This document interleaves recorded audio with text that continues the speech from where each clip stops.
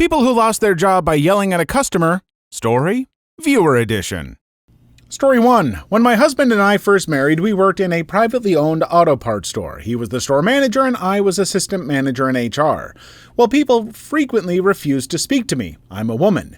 I really didn't care and mostly could understand it. Most women in these stores didn't know about mechanics and refused to ask for help. Be taught and get mad if a man tries to help. Sorry, but it's early true. As long as they weren't nasty about it, I didn't get offended. So one day we recorded a call from a regular customer, a rude, mean, obnoxious jerk. Now, I had been very sick. My brother was in ICU, my pet died, and I was miserable. I finally snapped, just totally lost my crap. The guy's first words when I answered were, "Is there a man there I can talk to?" So I said, "I don't know. Is there a man on your end I can talk to?" He flipped out. Then demanded to talk to my manager. I said in a fake whisper, "It won't do you any good. I'm sleeping with him." It took 3 hours for the actual store owner to punish me because he couldn't stop laughing. I am 100% on your side. I think that you absolutely handled things as well as anyone could ever possibly expect. And yeah, frankly, any place where I see a customer who mistreats a female employee and is just like, where's a man I can talk to? If that person tries to come over to me to ask for help, I'm not going to be very helpful because that person is a piece of crap. Story 2. All these stories remind me of the time I actually worked at a business that had a big sign that said, "The customer is not always right." And of course, when I first started working there, I thought it was just some kind of joke sign. But a few months after being there, I had a customer try to argue with me over something, not sure if it was the price of an item, if it was so long ago, but either way, they were determined the issue they had was my fault, and when I wouldn't budge and give in to their demands, they demanded to see my manager. So I gladly got her, and all she said to the customer was, "What did I say?" I repeated the situation. The customer, glaring and smirking at me as if I was about to be in trouble, was shocked when my manager simply replied that I was right, and if the customer didn't agree, she could just not purchase the item. Well, that enraged the woman even more, and she then started yelling at both of us that she demanded to see the owner of the business, that she knew him and would have us both fired. So my manager smiled and said, "Sure, I'll go get him for you." My boss came out to the front of the office and pleasantly said hello to the woman and asked what the problem was. She started up with the story again on how I had not done whatever it was she thought she was entitled to because she was the customer. He looked at me and asked what I had told her. So I gave him the same reply I had given her, and he looked back at the woman and said, "Well, there's your answer." She started screaming of how she would have his business ruined and blah, blah, blah. He didn't even wait for her to finish her tantrum and simply said, "Look," and pointed to the sign. And then said very loudly so all customers could hear him, "Whatever answer one of my office girls gives you is the only answer you will get. They are very good at their jobs. That's why they are here. If you do not agree with what they tell you, then you may shop elsewhere, and if you argue with or threaten any of my office girls, you will be escorted off the property and banned." He then turned to me, told me I was doing a great job, and went back to his office. The woman looked at me with hatred and opened her mouth to, I'm guess, really cuss me out when my manager hit the intercom asking for a couple of warehouse guys to please come to the front to help a customer find their way out, and picked up a phone at the same time, looking at the customer and asked, "Do I also need to call you a police escort?" Needless to say, it was the best job I ever had. I stayed 10 years until the owner unfortunately passed away and the new owner took down the sign and decided I didn't want to work there anymore. Yes, businesses depend on customer satisfaction, but a good business will continue to be successful if they treat their employees with the respect they deserve. Customers are not hard to find when they come to you because you offer something they need or want. A good employee is much harder to replace than one bad customer. First off, that owner and that store's policy are amazing, and you make an extremely good point at the end. A good employee is a lot harder to replace than one bad customer, so I think that's something the managers and bosses of the world need to keep in mind. Also, this does remind me of a place I worked at, Minnesota Home Outlet, back in the day. when it was first starting out. And our return policy was no returns because it made sense for the store. I could go over all the stuff, but, unless something was very specifically like not functioning when it should have or whatever, there were no returns. And that was posted in like 40-foot high letters behind the register.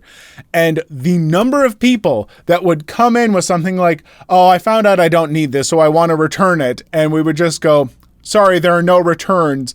And customers would always just say, what? Where does it say that? And we could just go. Story 3. I got someone fired. For a good reason, though. I was 13 at the time. 13! I was wearing literally the baggiest clothes you can imagine and Crocs, my hair in a bun and my glasses on. I looked like a dweeb. I was buying groceries for my grandma since I lived down the street, and when I was checking out, the guy who was ringing me up was like mid-40s, chubby and pretty tall. He asked for my number, and I told him no. He asked me where I lived. I told him near the police station. He asked how old I was, and I told him. He asked what I was wearing underneath my clothes, and I immediately looked to the cashier next to him and told her that he was being a creep and trying to be a gross adult to me, and she immediately handed me my things and called the manager. I loitered around outside and heard yelling, then left as soon as I heard, "You're fired."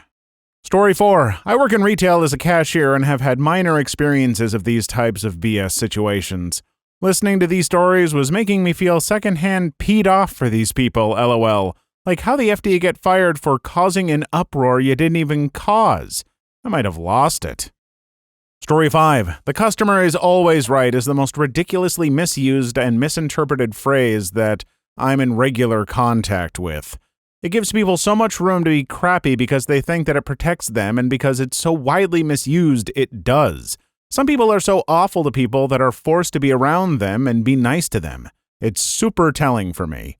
It's good practice to take a new or potential partner, business, romance, whatever, into situations where they interact with customer service people for a small to moderate amount of time. I find that it is a simple way to judge someone's character. At the very least, it's an effective early-on indicator. I wish we could respond to people like this as a workforce, everyone. I'm a bartender, and while I'm a kind and respectful person, if someone gives cause for a proportionate reaction, I, to some degree, have to respond and often be firm, as drunk people aren't the best listeners. This being said, if someone is making me feel uncomfortable or being hostile, ruining the environment for everyone, or God forbid, they get mean or hostile towards other patrons for no reason, I get to let a little bit of that righteous anger be useful. I did actually want to touch on how this story started with the idea that the customer is always right is ridiculously misused. There is some debate. I don't know exactly how true this is. I think it's, part truth, part fiction, who knows, but originally the idea of the phrase apparently was the customer is always right in matters of taste, or something along those lines, where it's like, hey, if a customer thinks something they look good, you agree, they're right, it looks good. You don't, like, if a customer's trying on a hat and go, ooh, I think I look good in this, you don't go, no, you don't, because you want to get the sale. Nothing to do with, oh, please, dear customer, anything you say, oh, I will do it for you. Let me kiss your boots. It's a bunch of baloney. Like I said, I don't think that story is actually 100% accurate, but I think it should be. Story 6. I've had this happen to me before. Long story short, I was pushing carts in a grocery store parking lot when I got into an altercation with a woman over me pushing them in front of her car or something like that. She, being a Karen, although the term hadn't come into use yet, unfortunately, went and complained to the manager. I pushed the carts in, saw that she was tattling on me, and started complaining about her in return, getting really agitated in the process. Knowing that the manager was likely going to fire me, I quit on the spot. Story 7. I've been fired from lots of jobs, not for performance issues, but because I don't get how you're supposed to deal with these people. Being autistic in the workforce is difficult. I don't have that capability, nor even understand how people cover up what they're feeling when dealing with morons. If I'm mad, everyone knows it. I'm irritated that everyone knows it, and so on. There was one job I should have been fired for, but somehow didn't. I was a manager at Petco and specialized in aquatics. It's one of my special interests, and I'm going to toot the heck out of my own horn. I know my crap. I'm one of those rare aquatic employees who does know what I'm talking about. I have no problem teaching people. I actually enjoy it. The problem is, most of them don't want to hear what you have to say. Pet store customers are just as bad as customers anywhere else, with the added bonus that they're serial pet killers. I snapped more than a few times. I was called all sorts of names, accused of not knowing what I was doing, trying to clean out all the incorrect common knowledge that is so prevalent in aquatic husbandry, and so on and so on. I have no idea how I wasn't fired from that job. I stuck it out for almost 2 years and finally couldn't do it anymore and just didn't go back one day. That place had me so depressed I could barely function. Story 8. This will probably get lost. I did not lose my job, but I definitely got a warning for it. Was working at Subway. A customer came in with his wife. Said customer orders food and everything is perfect up until we're ringing him up. My Subway at the time had kids' toys/items to hand out with a kids' meal. My coworker proceeds to grab the box full of these said toys/items from below the counter. The box was heavier and she was very small, maybe 5 feet at most, and weighed maybe 100 pounds. She set the box down kind of hard due to her small stature and the weight of the box she was holding. Customer proceeds to freak out, claiming my coworker is being disrespectful. I didn't do anything about it at first because I was sure he would leave after voicing his opinion, but he wouldn't stop yelling, nor would he leave. Kept going on about how he's been in the restaurant industry for 20 years and all this stupid crap that had no relevance to his anger or the subject at hand. We were about 3 to 5 minutes into this little scene when all of a sudden something snapped in me. Get out of my store. Get out. You've made your point. You made my coworker cry. Now get out. It took about 20 times of saying get out for him to leave, and he swore he would get me fired. Never happened. I have another way less serious story from the same exact location. Was making a woman's sandwich. She listed out her ingredients and I put them on the sandwich. Apparently I missed one and she blatantly states, "This guy must be racist." I'm white, she's African American. I didn't even respond. I am sorry, but if a customer starts freaking out and yelling about stuff, then yeah, you should be able to eventually put your foot down and yell back. And I am glad that apparently you got away with this and weren't fired for that, because that would be ridiculous. But I've seen places where customers are being beyond unreasonable, screaming at employees, and the moment the employee reacts back a bit and is just like, you know what, F you or something, then all of a sudden the boss is like, you can't say that. That poor customer, you're fired. Those bosses need to learn where their loyalties should be, and it's not to the customer. It's to the employees. Story 9. Customer wanted to return something that he had no record of. He also was keeping his ball cap bill tight around his eyes and avoided direct eyesight with me in a very conspicuous manner. I tried everything, his purchase records, sales records, everything. I kept telling him I'm not allowed to do a return without proof of purchase and only my manager can approve an override. He asked me to call my manager. I said no, I'm not calling him over something like this and informed him of my manager's schedule. He replied that I'm making a decision for someone who isn't here. I told him I'm not calling my boss on his day off and can't do a return without proof. And round it goes. At this point, I noticed that his eyes were red, but in an odd way, and that he was still keeping them shaded. After he asks for the nth time why I won't return it for him, I say, because you're being a dumb butt. You have to understand, I never curse, as in I have only said it in a car crash and when I'm making a quote or am extremely passionate about something and feel it is socially permissible. Maybe a few dozen times in my entire life.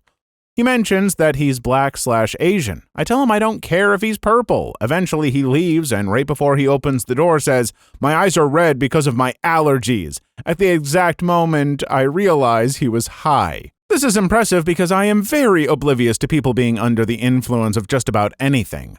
Also, I had a raging headache at the time, complete with mild brain fog and moderate tinnitus.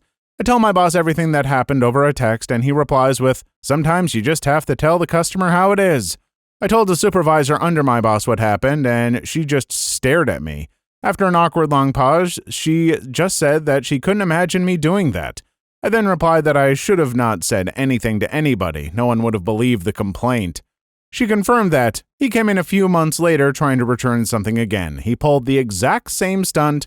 I told him to leave repeatedly. I then called the police. I now refer to him as Dumbbutt when retelling the story. Story 10. My brother was working at a sushi restaurant when this one very belligerent and drunk customer kept picking on him. My brother was trying to ameliorate the situation, but the customer kept being rude. Eventually, he and his 3 buddies assaulted my brother. Having been in and out of prison as no stranger to fights and using a divide to his advantage, he beat them up. But he was very guilty at the whole ordeal, thinking it was his fault what happened. He did keep his job because everyone, including other customers at the time, vouched for him. But he was still racked with guilt over the whole thing. Story 11. My story, though the place I worked for no longer exists due to the extreme high turnover rate and not a very big town, 50 to 60,000 people, most college age. The company was contracted to AT&T and did the business care customer service calls. After the 3-week-long training session, I was finally out on the floor to answer calls, though they started an overnight department which I quickly jumped onto soon after. One night a customer called in and this guy was peed off like nothing I have experienced before. He had an extremely heavy accent that I could only place as Arabic, and coupled with English being his second language, tied together in a nice peed off mood. I could not understand a thing he was saying. After trying to but failing to calm him down, I flat out told him to shut the F up so I could assist him in his phone issue. Little did I know my supervisor had snuck his way into my call. The guy chilled out but was still peed off. Finally got what his issue was resolved and ended the call. It took an hour and a half for a 10-minute problem. I was still fired for my customer service-like behavior. So when they fired me, I just left. I don't blame you one bit. I've only worked at a call center for a few days total, and the patience some of those folks must have, because, oh my God, are some callers just unbelievably rude and difficult to deal with. I think not seeing the face of someone just lets people get even more crappy about stuff. And granted, some call centers, the people that you talk to there when they call you at their house aren't always the best either. So it's just a recipe for frustration. But, you know, I have to call a call center every couple of months maybe to deal with an issue at most. Call center employees have to deal with bad customers 8 hours a day. No. Story 12. I almost got fired for this, but the scoutmaster was removed from his position. I work at Taco Hell and had to deal with a full Boy Scout troop making a mess of the lobby, being rude to all of the workers and acting like they were so far above us just because they were coming back from Philmont. I was trying my hardest to not explode at them while I made 65 tacos, 32 burritos, and 17 crunch wraps. If I had any help on the make line, it would have been a 15-minute order. Because it was only me on Steam, Stuff, and Expedite, it took almost 40 minutes. When I brought them out their order, the Scoutmaster said loudly, "This is why you want to make Eagle Scout. If you don't, you'll end up like this, slur for a gay man. And I know you don't want that." I wanted to square up with him so badly, but I chose the high ground. I replied, "Actually, I am an Eagle Scout and a Brotherhood member in the Order of the Arrow, and right now you're setting a really bad example for your entire troop. My Scoutmaster would have knocked you upside the head with his walking stick if we weren't on our best behavior during a public outing." The Scoutmaster got mad, called me the same slur again, wrangled his assorted crotch goblins, threw his crunch wrap on the floor, and they left. The next day I was on the phone with their council leader. Apparently this wasn't the first time he had pulled a stunt like that, but it was his last. I can only hope that they find a Scoutmaster like the one I had. Had it not been for him, I would have started swinging on him, opposed to using my words. Story 13. I work at a gas station. Yes, I enjoy it, haven't gotten fired, but I've seen some interesting people. After 2020, you can't pump gas then pay because people would do that and drive off. That ended with a guy telling us, "F you." Then the kids come in after school on Wednesdays. I don't usually get irritated by people there, but when people are messing around in the store, that's just not gonna happen. You know it's bad when management yells at them too. Story 14. As a pharmacy tech, a customer from out of town says, "My doctor called in a medication." The pharmacist and I looked all over, so I decided to check to see if it was a transfer. Sure enough, it was transferred from another pharmacy, not called in by a doctor. I picked up the phone to talk to the customer in the drive-thru. I started to tell them what I found, and I hear, We are at the pharmacy. These effing idiots don't know what they are doing. So I say, your doctor didn't call it in, but I found it. You can come in and count it yourself. The pharmacist says, you can't say that. I got a raise. Story 15. I didn't get fired, but I did get written up. It was a bad day in a college computer lab. It started with someone putting stickers from Chick-fil-A all over our computer screens. They did not come off well. It segued into someone being sincerely dumb enough to spill and put food all over their keyboard, but what really finally drove me to lose my mind was a customer who was so upset she sent her document to the printer and she was afraid it was going to come out on paper. I couldn't help myself. I told her sadly it was coming out on paper. We were all out of human flesh. Yeah, I got a write-up. Story 16. Worked at a pool a few years ago as a lifeguard. When any kids were unsupervised in the deeper end of the pool, I made sure to focus on them, and if they showed any signs of struggle to stay afloat, I would run over to grab them with a long stick with hook. And yes, at the pool we actually called them that as employee joke, cause none of us knew the term. It rarely happened, but the few times it did, after I made sure the kid was safe and doing okay, I would absolutely lose my crap and shout at the parents/supervisors responsible. Scared a few kids, but the parents all were understanding. One time it happened, the dad of the kid got aggressive and tried to push his son back into the pool as I was shouting how he shouldn't be swimming while tired and unsupervised. I full-on rammed my body into him, knocking him into the pool, and then with the hook got the kid back out. Kid was fine, though now scared of his dad, and I got fired over attacking the dad. Okay, that is not where I expected this story to go. I was fully ready for, a parent not paying attention to their child struggling, because that's what so many parents do at pools, and it's why people should be more careful around them. But the fact that the dad was trying to, shove his kid back in the pool, yeah, no, toss that dad in, and maybe use that stick to just hold him under, just for a few seconds. Don't hurt him, just scare him. He deserves a little scare. Story 17. Gotta say this just cause it's funny as F. So my cousin used to work at a call center for a bank. Long story short, he ran through security questions built to prevent theft by third parties, after which he got called, and I quote, a massive dildo. He had to physically contain his laughter in order to avoid a write-up. And to this day, we all get a damn good laugh out of that one, including him. Not necessarily related, but I have another cousin that used to work at a Subway and was one of the few that would pay a regular customer that happened to be blind extra attention, such as describing everything and clearly describing everything they had on offer. Dude walked out of the door and said, "See ya again next time." My cousin had to go out back to lose himself and laugh it off. Now he's a comedian, the role he was destined to fill, in my opinion. Story 18. I got a story courtesy of my sister. She was at work and it was busy. Well, this old woman comes up and is just flat out rude about whatever she did. Nothing was good enough, and this lady went from rude to yelling. Then my sister handed her the meat that she asked for, sliced a third time, and the lady screamed and threw it at her. My sister caught it midair and tossed it right back at her. She left to go on break, leaving the lady shocked, and was let go after coming back. Story 19. I work in a sawmill in northern Canada that my buddy from college owns. I dropped out, but we kept in touch. The sawmill had an actual mill in the back, but also a store in the front part of the building. Since this was not a food-related industry and fairly private, my buddy let me take my 100-pound, 5'6" Malamute to work.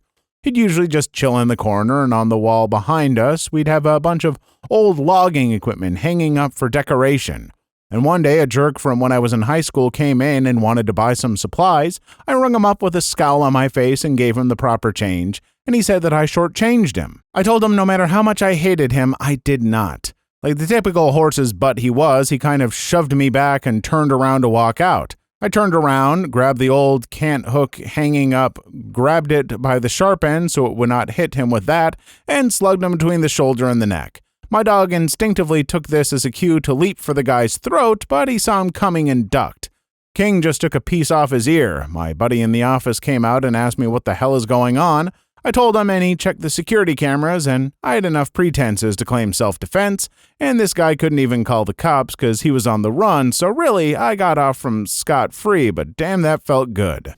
Probably a little more violent than I would necessarily give a thumbs up for, but the guy sounds like a bit of a jerk. Lots of twists and turns, dogs biting ears off, and the guy was on the run from the law, and Boy, there's a lot going on in some of your lives, huh? Story 20. Tip: if you get fired, just take it. Don't quit. Because if you get fired, you can fight for unemployment. But if you quit, you get nothing. Please leave your story in the comments. I would love to make a video on them in the future. Also, don't forget to like and subscribe.